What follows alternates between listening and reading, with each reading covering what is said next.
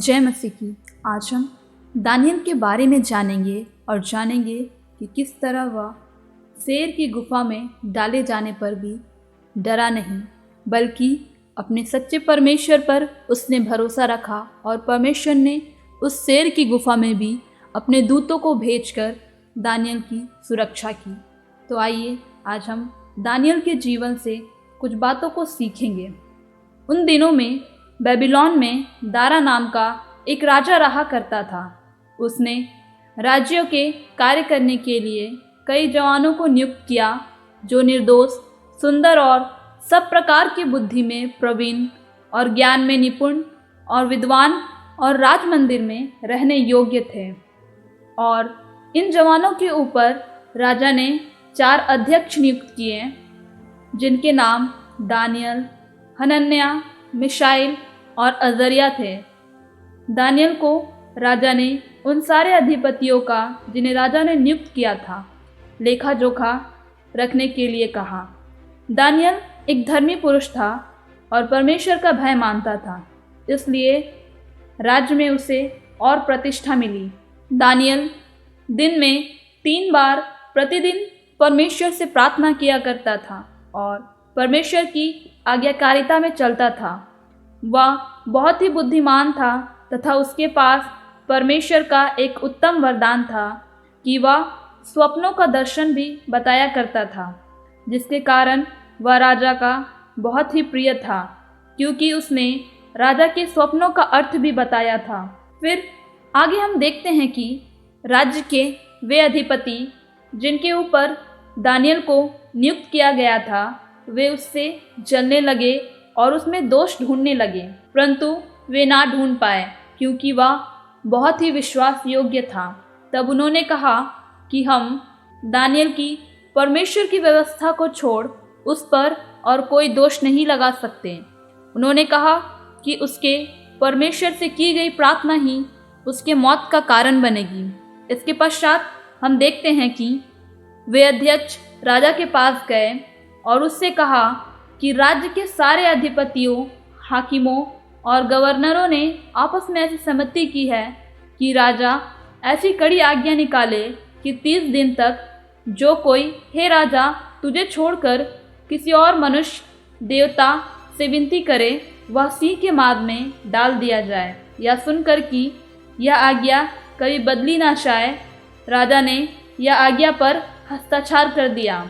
जब दानियल को यह पता चला तो वह डरा नहीं, वरन अपनी रीति के अनुसार जैसा वह दिन में 3 बार अपने परमेश्वर के सामने घुटने टेक कर प्रार्थना और धन्यवाद करता था, वैसे ही तब भी किया। जब अध्यक्षों ने ऐसा करते हुए दानियल को पाया तो उसे आज्ञा तोड़ने के कारण बंदी बना लिया और राजा के पास ले जाया गया। उन्होंने राजा को बताया कि जो आज्ञा तूने राजवंशियों को दी है, दानियल ने उसका पालन नहीं किया तथा वह अपने परमेश्वर की उपासना करता हुआ पाया गया, जैसा कि वह पहले किया करता था। यह सुनकर राजा बहुत ही दुखी हुआ और सूर्य के अस्त होने तक उसे बचाने का प्रयत्न करता रहा। फिर अध्यक्षों ने राजा से कहा कि जो आज्ञा तूने दी है वह तोड़ी नहीं जा सकती है। तब राजा ने कहा, दानियल को सिंह की माद में डाल दिया जाए।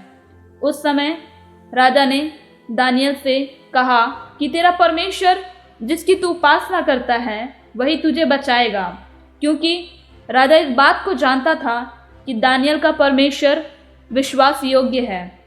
और सचमुच में मेरे भाइयों और बहनों, जब हम परमेश्वर पर विश्वास करते हैं तो परमेश्वर हमारे लिए कठिन से कठिन परिस्थितियों में मार्ग को निकालता है, जिस तरह उसने दानियल के लिए किया।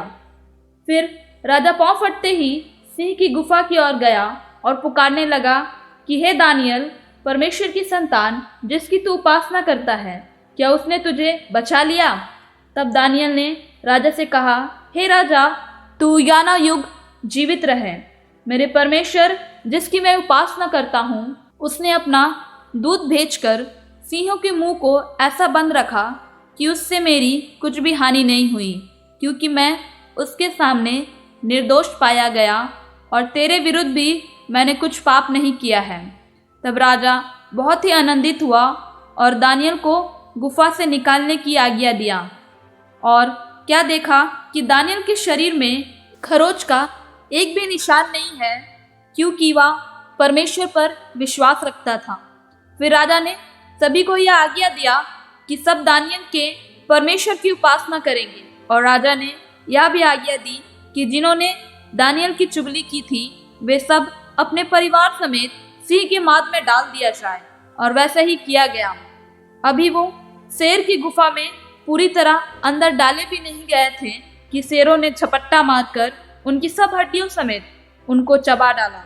और फिर राजा ने यह आदेश दिया कि सभी दानियल के सच्चे परमेश्वर की ही आराधना करेंगे, क्योंकि एकमात्र सच्चा परमेश्वर और जीवित परमेश्वर वही है।